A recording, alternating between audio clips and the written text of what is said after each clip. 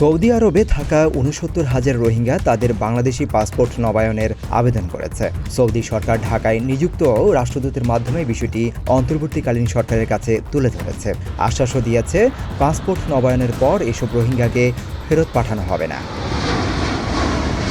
তবে বাংলাদেশ সরকার বলছে রোহিঙ্গারা বাংলাদেশের নাগরিক নন, বরং সাময়িক আশ্রয়প্রাপ্ত মিয়ানমারের নাগরিক। তাই পাসপোর্ট নবায়ন নিয়ে দোটানায় রয়েছে সরকার। বিষয়টি কূটনৈতিকভাবে স্পর্শকাতর হওয়ায় কয়েক দফা আন্তঃমন্ত্রণালয় বৈঠক হয়েছে। এদিকে সৌদি সরকার দাবি করেছে এদের মধ্যে অনেকেই আগে থেকেই বাংলাদেশি পাসপোর্ট নিয়ে আছে, অনেকে ভুয়া ঠিকানা ব্যবহার করে জাতীয় পরিচয়পত্রও নিয়েছে।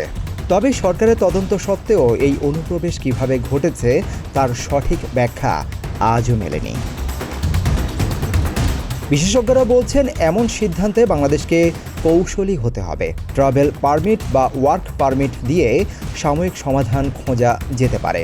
পাসপোর্ট নবায়ন করলে তা বাংলাদেশের নাগরিক হিসেবে স্বীকৃতির ইঙ্গিত দেবে, যা ভবিষ্যতে বড় জটিলতা ডেকে আনতে পারে।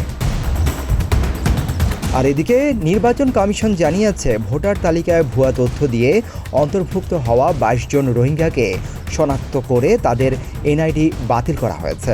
তবে রোহিঙ্গা ডেটাবেজ না থাকায় তাদের ঠেকানো এখন ইসির জন্য কঠিন চ্যালেঞ্জ হয়ে দাঁড়িয়েছে। ডেস্ক রিপোর্ট, প্রতিদিনের বাংলাদেশ।